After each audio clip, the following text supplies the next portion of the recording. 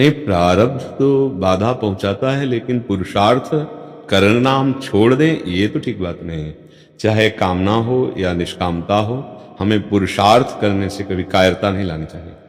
पुरुषार्थ तो हम एक बार, दो बार, तीन बार हमारा पूर्व कर्म हमको परास्त करने की चेष्टा करेगा, पर हमारे नवीन कर्म से पूर्व कर्म बलवान नहीं हो सकता, क्योंकि पूर्व कर्म केवल शुभ और अशुभ होंगे। और इस समय नवीन कर्म हम, जो आपने कहा कि हम भगवान का भजन करते हुए पुरुषार्थ करते हैं, भगवान का भजन करते हुए। हाँ, ये जरूर है कि आप जो पुरुषार्थ कर रहे हैं वो पुरुषार्थ है या नहीं है, ये बात देखना पड़ेगा। तस्मात् शास्त्रम प्रमाणम ते कार्या कार्यो व्यवस्थितो, वो शास्त्र प्रमाणित है कि मनमानी है, ये देखना होगा। अगर शास्त्र प्रमाणित है और आप नाम जप कर रहे हैं तो अवश्य अवश्य वो कर्तव्य कर्म फल दे के ही रहेगा। जब असत कर्म फल दे के रहता है तो सत्कर्म क्यों नहीं देगा? अगर हमारा पूर्व प्रारब्ध आकर के हमारे उस फल को अभी रोक दिया है, तो रोक दिया, नष्ट नहीं कर दिया है, आगे चल करके हमें मिलेगा।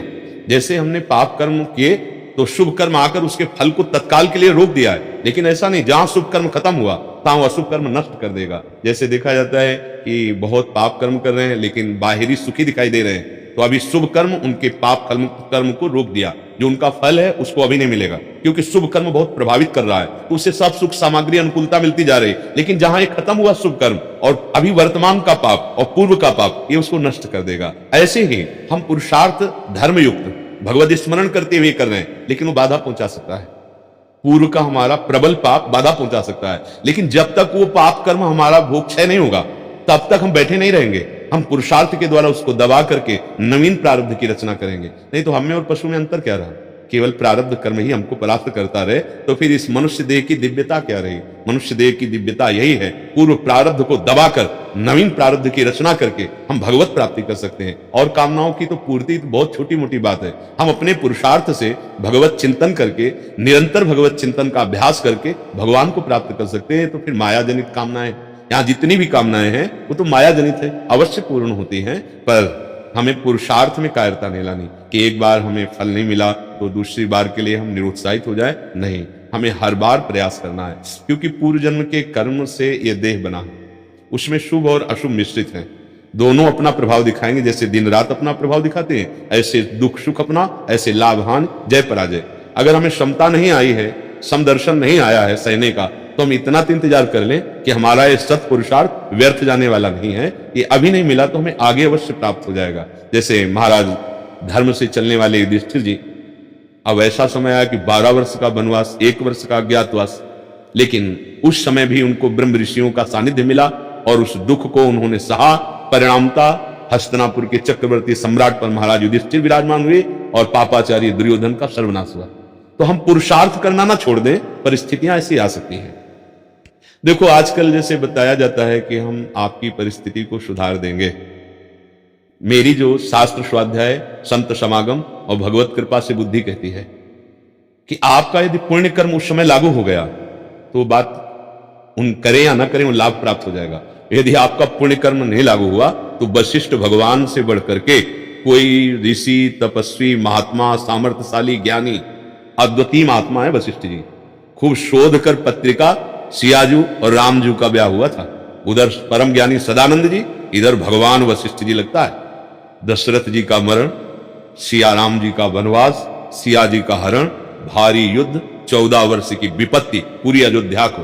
बात समझ लो, कर्मों का भगवान लीला करके, भगवान के ऊपर कोई कर्म लागू नहीं हो सकता, लेकिन लीला करके दिखा रहे हैं। आजकल हम कई वादा करते हैं कि हम तुम्हें सुखी कर देंगे, तुम्हारे कर्मों का नाश कर देंगे, तो भगवान वशिष्ठ से बढ़कर कोई नहीं है। ये बात इसलिए हम रखते हैं कि आप लोग भूल में ना पड़े। तुम्हारा कर्म, तुम्हारा पुरुषार्थ, तुम्हारा भजन ही, नहीं तो भगवान श्री कृष्ण अर्जुन जी के सामने खड़े और कह रहे हैं आप अपने द्वारा उद्धार कीजिए, आप अपने द्वारा आप उद्धार की, मैं उपदेश करता हूं, चलो तुम फिर मुझे प्राप्त करोगे। सामने खड़े हैं। अब विचार करके जरा देखो, अब भगवान से मिलने की क्या देरी, भगवान खड़े हैं। लेकिन भगवान ऐसा नहीं कह रहे। भगवान कह रहे जब तक मेरे में मन नहीं लगाओगे, मेरे में बुद्धि नहीं लगाओगे, मेरी उपासना नहीं करोगे, मेरी आज्ञा का पालन नहीं करोगे, अपने कर्तव्य का पालन नहीं, तो मैं समीप हूं लेकिन मेरे को प्राप्त नहीं हो पाओगे, तभी मेरे को प्राप्त होगे। तो हमें लगता है कि भूल भुलावे में ना फंस के कि हमारे कोई कार्य बना सकता है, ये बिल्कुल भ्रम है। एकमात्र तुम्हारा सत्कर्म ही तुम्हारी रक्षा करेगा। देखो, समस्त ब्रह्म ऋषियों में सर्वश्रेष्ठ परमहंस श्री सुखदेव जी, परीक्षित जी को तक्षक सर्प काटने का श्रृंगी ऋषि ने शाप दिया, मिटा देते। अवधूत शिरोमणि हैं, परमहंस हैं, इतने महान पुरुष है, नई सृष्टि रचना कर सकते हैं, पर भगवान के विधान को नहीं उतारा। 7 दिन भागवत सुनाकर उद्धार किया, और बड़े बड़े वहां ब्रह्म ऋषि बैठे हुए थे। आजकल हम ऐसा मन में सोचने लगते हैं कि हम हार रहे हैं तो चले, कोई हमें जंतुर बांध दे, कोई हवन कर दे, कोई कलावा बांध दे, कोई आशीर्वाद दे दे, हम इसकी अवहेलना नहीं करते, बढ़िया है। लेकिन आप विश्वास आंतरिक तस्मात् शास्त्रम प्रमाणम थे कि आपको अपने कर्म का ही फल मिलेगा। जैसे आप यहां आए हैं चलकर, तो आपका एक सत्कर्म हुआ, हो सकता है आपकी कामना पूरी हो जाए। आपको लगेगा बाबा जी के पास जाने से कामना पूरी हुई, आपके भाव और आपका सत्कर्म बना है, खुली बात है। ये कभी भूल भुलावे में ना रहिए कि आपको कोई कुछ दे देगा और आप उन्नतिशील हो जाएंगे। अगर आपका कर्म लागू हो गया शुभ कर्म, तो कोई दे या न दे, अपने आप उन्नतिशील हो जाओगे। और चाहे जितना हो, इन बड़े बड़े महापुरुषों से, सृष्टि के जो बड़े बड़े महापुरुष हैं, उनसे बड़ा कोई आज तक नहीं हुआ, वो नहीं बदल पाए विधान को। इसलिए भजन, कर्तव्य कर्म का पालन, और जय हो या पराजय, सुख हो या दुख, लाभ हो या हानि, हम कायरता रूपी दोष ना ने दे, पुरुषार्थ करते रहे। हाँ, जैसे हम संत समागम के लिए जा रहे हैं तो अपने मन को पावन करके अध्यात्म समझने के लिए जा रहे हैं, यही आशीर्वाद है। तुम्हारा मन मलिन वासनाओं से हटकर सतमार्ग में लग जाए, तुम्हारी गंदी आदतें छूट जाए, तुम सच्चे मनुष्यता या दैवी संपदावान बनो। इसलिए ये भुलावे में मत फंसिए, समय को नष्ट मत कीजिए। तुम गलत आचरण करके किसी का आशीर्वाद प्राप्त करके सुखी हो जाओ, लिख लो कागज में। भगवान भी सुखी नहीं कर रहे हैं, यहीं बैठे हैं। सबके हृदय अक्षत अविकारी, भगवान यहीं बैठे हैं, सबके हृदय में बैठे हैं, लेकिन शांत और मौन बैठे हैं। कब तक? जब तक आप भजन करके सत आचरण नहीं करोगे, बुरे आचरण करोगे, देख रहे हैं आपको दंड मिलेगा। जब भगवान के बैठने से सकल जीव जग दीन दुखारी, सबके हृदय अक्षत अविकारी, पर सकल जीव जग दीन दुखारी, तो और कौन बचा? इसलिए अपना कर्म, अपना आचरण अगर आप ठीक कर लिए और आपका नाम जब चल रहा है, आप शास्त्र सम्मत अनुष्ठान कर रहे हैं, तो हार नहीं हो सकती। एक बार सही, 2 बार सही, लेकिन हम विजय को प्राप्त होंगे, परास्त होना नहीं चाहिए, पक्का। जो हार गया, निराशा धारण कर ली, फिर मानव जीवन की सफलता वो नहीं प्राप्त कर सकता। हारना नहीं है। एक साधक कई बार पतित हो चुके थे, उनके मन में आया कि जंगल में चलकर हम अपने शरीर को नष्ट कर देते हैं क्योंकि हम सफलता नहीं प्राप्त कर पाए। तो ऐसे बैठे थे, पेड़ की तरफ देख रहे थे, एक चींटा चढ़ रहा था, वो फिर गिरा, फिर चढ़ रहा था, फिर गिरा, 100 बार कम से कम गिरा, फिर आखिर में देखा चढ़ गया, तो उन्होंने मरने की आशा छोड़ दी कि अभी तुम 100 बार नहीं गिरे हैं, अभी ये 100 बार गिरने के बाद भी चढ़ गया, इसका मतलब मैं निकल सकता हूं और बहुत अच्छे महात्मा हुए।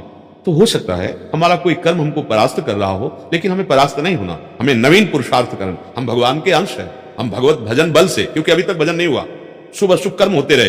अब मुझे इस जन्म में ज्ञान हुआ कि त्रिगुणातीत, मायातीत करने वाला भगवान का नाम है। अब जो राधा राधा, कृष्ण कृष्ण या राम कृष्ण हरि जो नाम जप कर रहे हैं, ये कर्म साधारण नहीं है, ये त्रिगुणातीत है, चिदानंद है। ये तुम्हारे हर प्रारब्ध को नष्ट करने के सामर्थ्य रखता है, पर श्रद्धा पूर्वक दीर्घ काल तक निरंतर जपने पर फिर वो सामर्थ्य आती है। इसलिए निराशा नहीं, हमें निराश नहीं होना, हमें उदास नहीं होना, और हमें पुरुषार्थ नहीं छोड़ना। पर यह ध्यान देना है कि जिसे हम पुरुषार्थ मान रहे हैं वो शास्त्र सम्मत है कि नहीं है, वो हमारा कर्तव्य है कि नहीं है।